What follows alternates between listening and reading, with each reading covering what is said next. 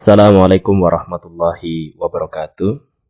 Innal hamdalillah nahmaduhu wa nasta'inuhu wa nastaghfiruhu wa na'udzu billahi min sururi anfusina wa min sayyiati a'malina may yahdihillahu fala mudhillalah wa may yudlilhu fala hadiyalah. Asyhadu alla ilaha illallah wa asyhadu anna Muhammadar Rasulullah. Allahumma shalli ala Muhammad wa ala ali Muhammad amma ba'du. Alhamdulillah pada kesempatan kali ini kita bisa berjumpa kembali. Kita akan melakukan perkuliahan online. Tema perkuliahan online kita pada kesempatan kali ini berkaitan dengan zakat itu ya.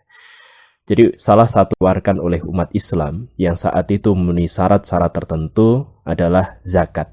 Zakat sendiri termasuk di antara rukun Islam.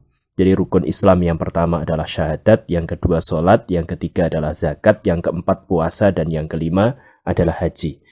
Apa yang dimaksud dengan zakat ini? Kita akan bicarakan zakat ini berdasarkan pengertian lughatan dan istilahan, atau pengertian etimologis dan terminologis. Yang pertama, berdasarkan pengertian etimologis, zakat itu maknanya adalah berkah, tumbuh, bersih, atau baik. Jadi berkah, tumbuh, bersih, atau baik. Jadi berdasarkan pengertian ini, nanti bisa kita ketahui apa sebenarnya pengertian terminologis dari zakat. Dilihat dari sisi istilahi atau terminologis, yang dimaksud dengan zakat itu adalah sejumlah harta tertentu yang diwajibkan oleh Allah untuk diserahkan yang berhak menerimanya. Zakat dalam Al-Quran itu seringkali diperkenalkan dengan istilah sodakoh atau infak. Zakat sendiri itu diperintahkan oleh Allah, diantaranya ada banyak perintah tentang zakat, diantaranya dalam Quran surat An-Nisa ayat 77, wa aqimus an surat An-Nisa ayat 77, wa aqimus sholata wa atus zakata, wa atus zakah. Jadi, dan dirikanlah sholat dan tunaikan zakat. Kemudian juga ada ayat-ayat lain yang membahas tentang itu, nanti silahkan dipelajari. Ada beberapa hikmah yang bisa kita peroleh dengan sifat dermawan dan mengikis sifat kikir. Kadangkala ketika kita di tangan kita itu sudah terletak harta, maka harta kita kemudian merasa tidak rela ketika harta itu terlepas dari diri kita, apalagi diberikan kepada pihak lain. Karena itu dengan mengeluarkan zakat, maka seorang muslim itu dilatih untuk memiliki kepedulian terhadap sesamanya. Dia berusaha untuk merasakan apa yang dirasakan oleh orang-orang yang tingkat ekonominya berada di bawahnya. Dengan ikut merasakan ini, ikut berempati terhadap nasib yang mereka miliki, maka dia akan memiliki kesadaran untuk memberikan bantuan kepada orang lain yang ada di sekitarnya. Dengan demikian, maka sifat dermawan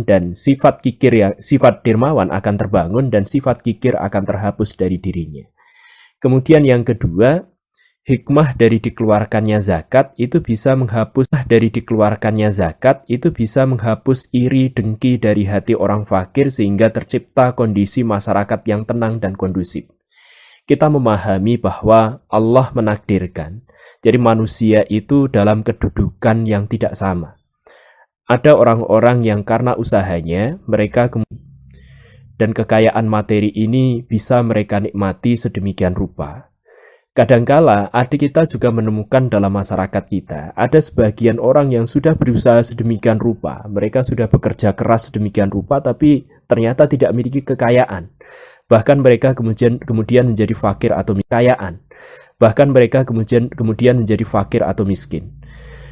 Kondisi ketimpangan bisa terjadi. Gap antara si kaya dan miskin dalam masyarakat itu bisa terjadi. Dalam konsep Islam, ketika kita berbicara tentang ekonomi Islam, maka masyarakat Islam ini dibangun berdasarkan orang-orang kaya memiliki tanggung jawab secara sosial untuk menghidupi orang-orang yang tingkat ekonominya berada di bawahnya.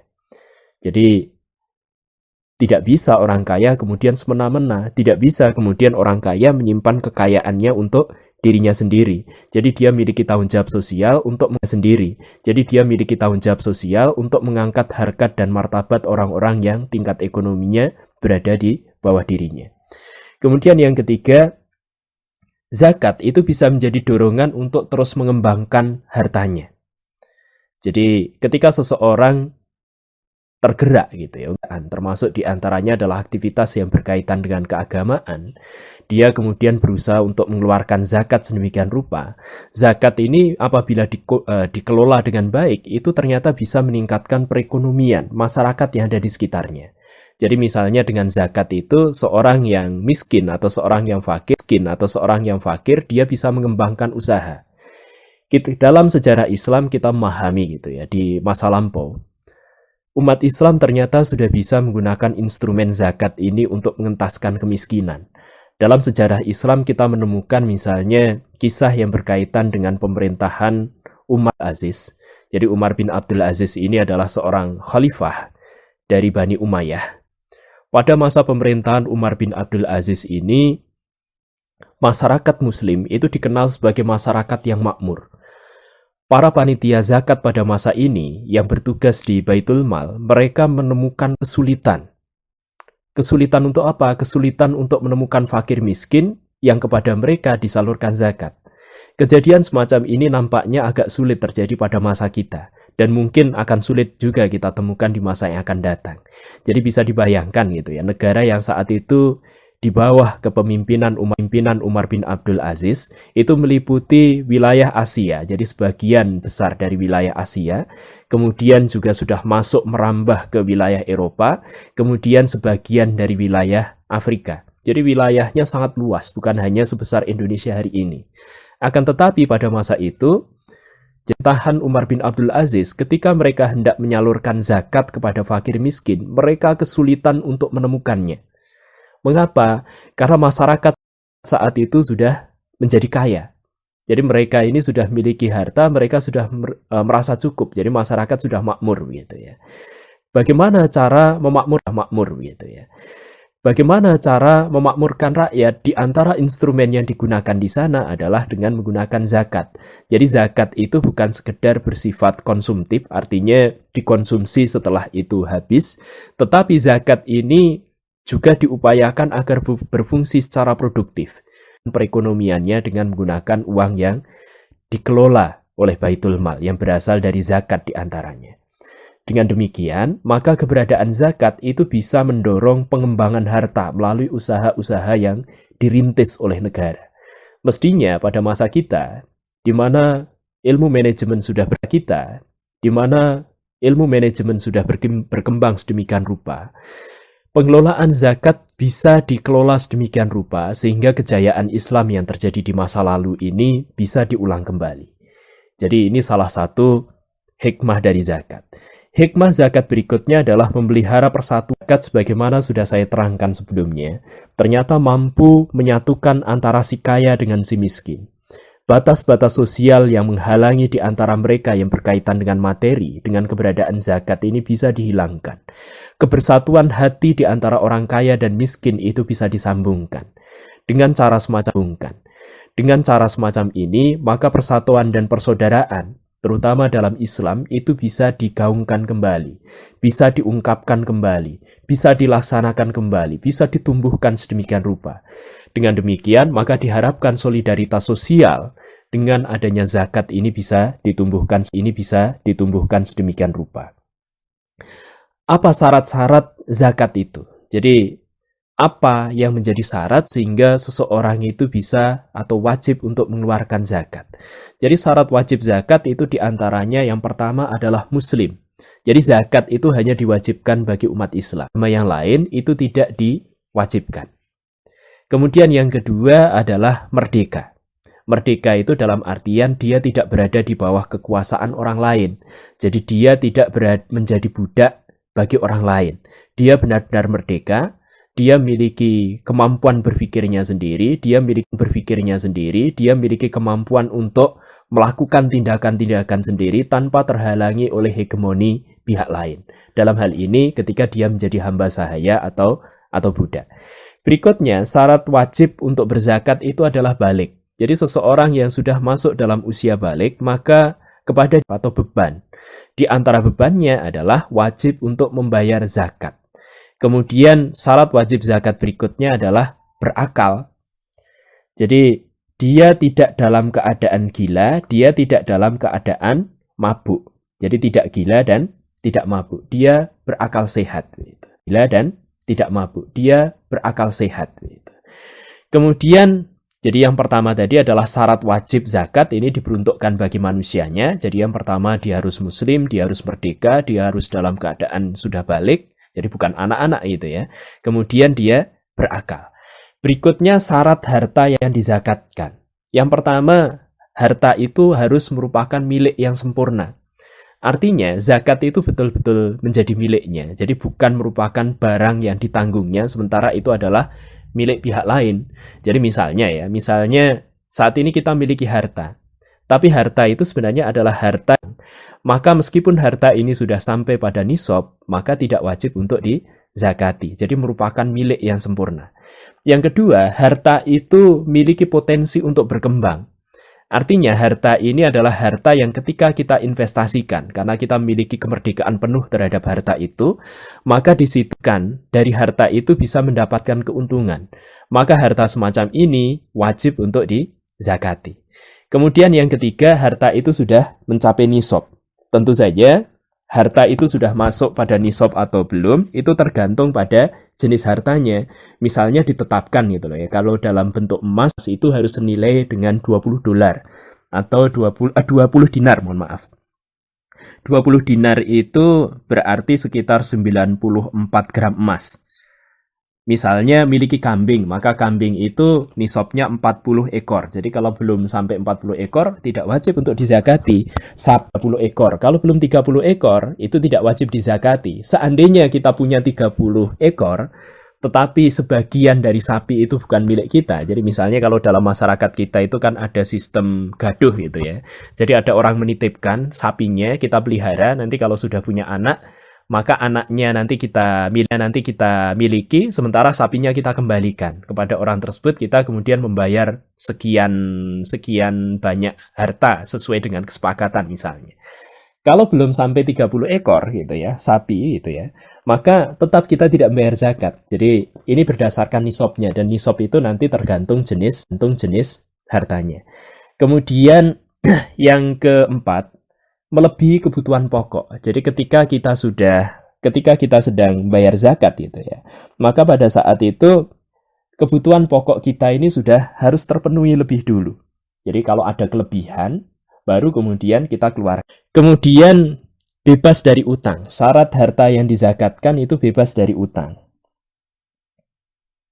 Kemudian yang terakhir, telah berlalu 1 tahun. Jadi harta ini sudah berada dalam kepemilikan kita, itu setidaknya selama 1 tahun. Adapun harta yang wajib untuk dizakati, itu diantaranya adalah emas, perak, uang, kemudian binatang ternak, hasil pertanian, termasuk di dalamnya adalah tanaman dan buah, hasil perdagangan, barang tambang, dan harta karun. Nah, tentang nisab dan kadar zakat, nanti silahkan Anda akses buku Anda untuk mempelajari lebih dalam. Berikutnya, terkait dengan mustahik zakat. Siapa yang dimaksud dengan mustahik zakat ini? Jadi mustahik zakat itu adalah orang-orang yang berhak untuk mendapatkan bagian dari harta zakat. Yang pertama adalah fakir. Yang kedua adalah miskin. Yang ketiga adalah amil. Amil ini adalah panitia zakat. Kemudian ada mu'alaf. Jadi orang yang diharapkan masuk ke dalam Islam, atau dia belum Islam tetapi dikhawatirkan. Jadi ini menurut salah satu pendapat fikih gitu, dalam fikih gitu ya. Dia belum Islam tetapi dikhawatirkan kalau dia tidak diberi zakat nanti akan memberikan madharat bagi umat Islam. Maka dia bisa digolongkan sebagai mu'alaf. Kemudian berikutnya adalah gharim, rikob, kemudian fisabilillah, dan yang terakhir adalah ibnu sabil. Jadi ini adalah orang-orang yang menjadi mustahik zakat. Mereka adalah orang-orang yang berhak untuk memperoleh zakat. Berikutnya orang-orang yang berhak untuk memperoleh zakat. Berikutnya kita akan bicarakan tentang zakat fitrah. Kalau sebelumnya kita sudah bicarakan tentang zakat mal gitu ya. Apa yang dimaksud dengan zakat fitrah? Zakat fitrah adalah zakat untuk badan. Jadi zakat ini tidak berkaitan dengan diwajibkan bagi seorang muslim ketika bulan Ramadan berakhir. Jadi waktu untuk mengeluarkan zakat fitrah ini adalah sebelum dilaksanakannya sholat Idul Fitri. Jadi jadi sebelum dilaksanakannya sholat Idul Fitri. Jadi begitu Idul Fitri sudah dimulai, maka waktu untuk membayar zakat fitrah ini sudah berakhir. Zakat fitrah banyak disebutkan dalam hadis Rasulullah. Jadi zakat ini diwajibkan bagi setiap muslim yang memiliki kelebihan makanan pokok untuk keperluan dirinya dan keluarga menjelang Idul Fitri. Itu dia masih punya kelebihan makanan. Jadi kalau misalnya makanan itu dimakan satu keluarga gitu ya, atau dimakan oleh dirinya dan keluarganya, itu masih tersisa, maka dia diwajibkan untuk membayar zakat fitrah ini. Jadi zakat fitrah ini bisa berupa makanan pokok. Jadi dikeluarkan dalam bentuk makanan pokok. Meskipun saat ini ada yang kemudian membolehkan gitu ya. Jadi zakat fitrah itu dikeluarkan dalam bentuk uang. Ini pun didukung oleh banyak ulama gitu ya. Dalam wujud makanan pokok, tetapi menggunakan makanan pokok yang dikonsumsi oleh masyarakat setempat itu lebih afdol. Jadi bentuknya bisa berupa beras, gandum, atau kurma. Jumlahnya itu adalah 1 sok. Berapa 1 sok itu? Jadi menurut takaran, 1 sok itu sekitar 2,5 sampai 3 kilo. Jadi 2,5 kilo sampai sekitar 3 kilo gitu ya. Jadi waktu pelaksanaan zakat fitrah sendiri itu sejak terbenamnya matahari pada hari terakhir bulan Ramadan. Jadi sejak terbenamnya matahari pada hari terakhir bulan Ramadan, Idul Fitri.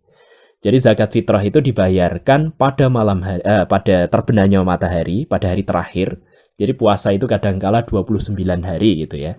Kadangkala juga 30 hari.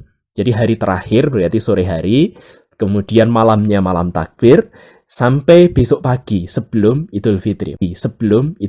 Maka begitu Idul Fitri itu dilaksanakan, maka tidak diperbolehkan kembali untuk membayar zakat fitrah.